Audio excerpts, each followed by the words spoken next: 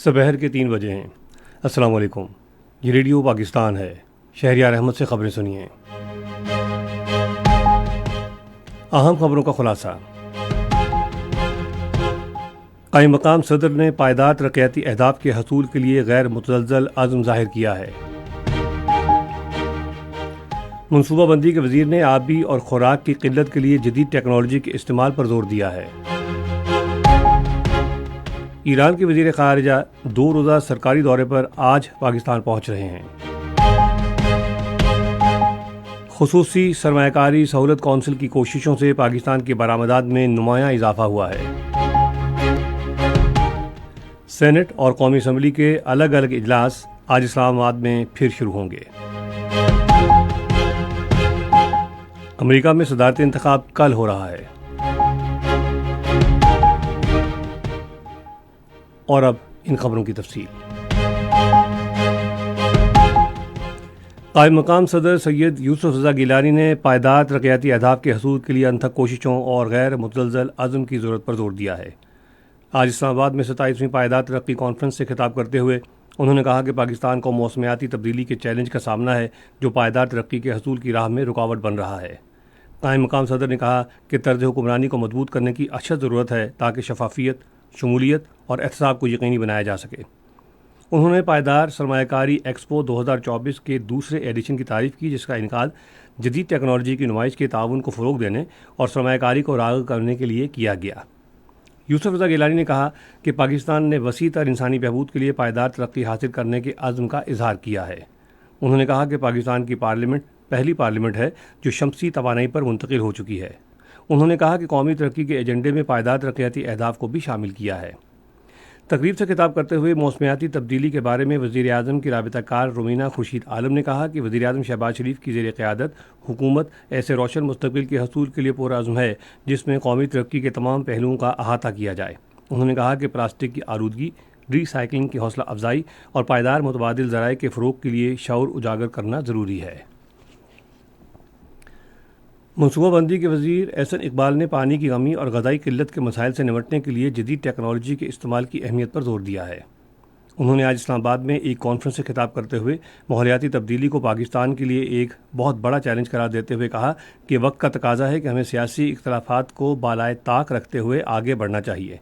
انہوں نے کہا کہ پاکستان کا عالمی سطح پر کاربن کے اخراج میں بہت کم حصہ ہے، تاہم ماحولیاتی تبدیلی کے اثرات سے ہم بری طرح متاثر ہوئے ہیں۔ احسن اقبال نے ملک کے آبپاشی کے نظام کو درپیش مسائل کے حل کے لیے حکومت کی کوششوں کو اجاگر کرتے ہوئے کہا کہ حکومت نے معاشی چیلنجز کے باوجود رواں مالی سال میں محکمہ آبی وسائل کے لیے سرکاری شعبے کے ترقیاتی پروگرام کا 12% سے زائد حصہ مختص کیا ہے۔ ایران کے وزیر خارجہ سید عباس ارغچی 2 روزہ سرکاری دورے پر آج اسلام آباد پہنچ رہے ہیں۔ اپنے دورے کے دوران وہ وزیر اعظم محمد شہباز شریف اور نائب وزیر اعظم اور وزیر خارجہ سینیٹر محمد اسحاق ڈار سے ملاقاتیں کریں گے۔ ایران کے وزیر خارجہ مشرق وسطیٰ کی صورتحال پر مشاورت اور پاکستان اور ایران کے 2 طرفہ تعلقات پر تبادلہ خیال کریں گے۔ ان کا دورہ پاکستان اور ایران کے درمیان تجارت، توانائی اور سیکورٹی سمیت مختلف شعبوں میں مذاکرات اور تعاون کے اہم مواقع فراہم کرے گا۔ سینٹ اور قومی اسمبلی کے الگ الگ اجلاس آج پارلیمنٹ ہاؤس اسلام آباد میں ہوں گے۔ ایوان والا کا اجلاس شام 6 بجے جبکہ ایوان زیریں کا اجلاس شام 4 بجے شروع ہوگا۔ دونوں ایوانوں میں قانون سازی کے علاوہ قومی اور بین الاقوامی اہمیت کے امور پر بحث ہوگی۔ یہ خبریں آپ ریڈیو پاکستان سے سن رہے ہیں۔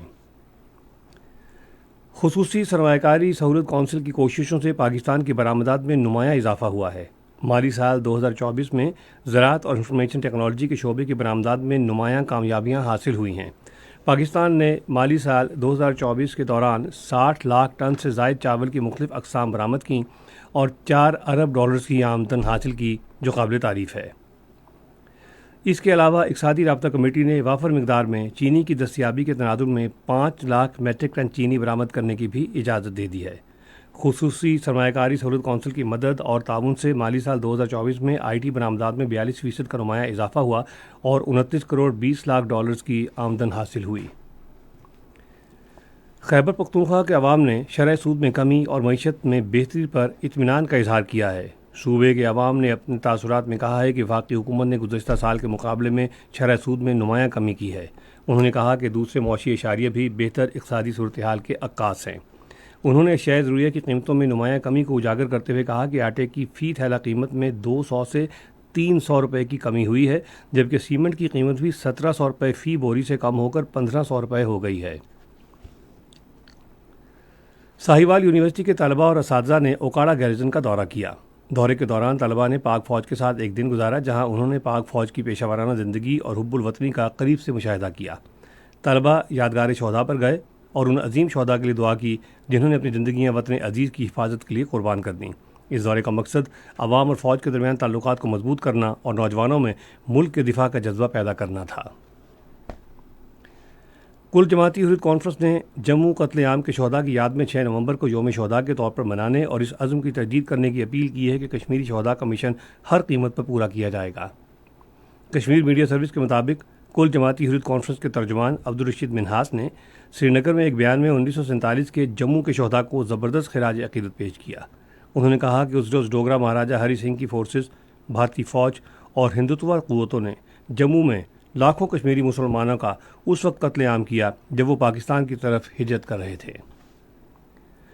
کینیڈا نے بھارت کو سائبر خطرے کی فہرست میں شامل کر لیا ہے۔ کینیڈا کے سائبر سیکیورٹی مرکز کی جانب سے جاری کردہ سائبر خطرے کی قومی جائزہ رپورٹ میں دوسرے ملکوں کے معاملات میں مودی حکومت کی مداخلت کو مکمل طور پر بے نقاب کیا گیا ہے اور کہا گیا ہے کہ بھارت سائبر ٹیکنالوجی کے ذریعے اپنے مخالفوں کو نشانہ بنا رہا ہے۔ کینیڈا کے کمیونیکیشن سیکیورٹی اسٹیبلشمنٹ کے سربراہ کیرولین زیویئر نے ایک بیان میں کہا ہے کہ بھارتی حکومت بین الملک مقیم مخالفین کی سیاسی سرگرمیوں کی نگرانی اور جاسوسی کے لیے سائبر ٹیکنالوجی کا استعمال کر رہی ہے۔ کینیڈا گزشتہ ماہ کے آغاز میں علیحدگی پسند سکھوں کی تحریکوں کو کچلنے میں ملوث 6 بھارتی سفارتکاروں کو ملک بدر بھی کر چکا ہے۔ امریکہ میں 60واں صدارتی انتخاب کل ہوں گے۔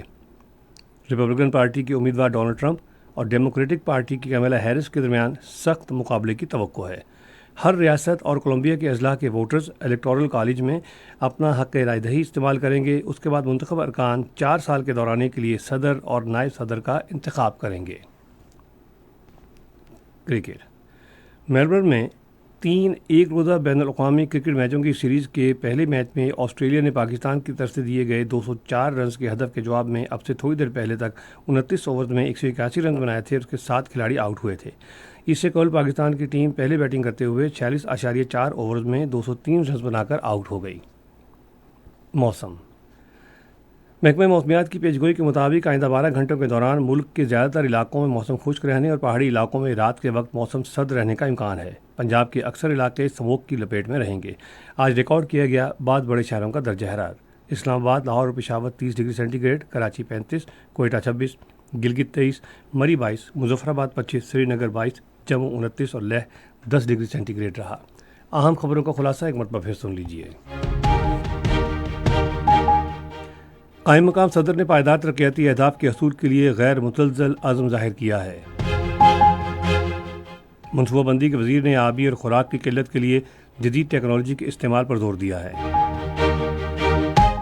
ایران کے وزیر خارجہ 2 روزہ سرکاری دورے پر آج پاکستان پہنچ رہے ہیں۔ خصوصی سرمایہ کاری سہولت کونسل کی کوششوں سے پاکستان کی برآمدات میں نمایاں اضافہ ہوا ہے۔ سینٹ اور قومی اسمبلی کے الگ الگ اجلاس آج اسلام آباد میں پھر شروع ہوں گے۔ امریکہ میں صدارتی انتخاب کل ہو رہا ہے۔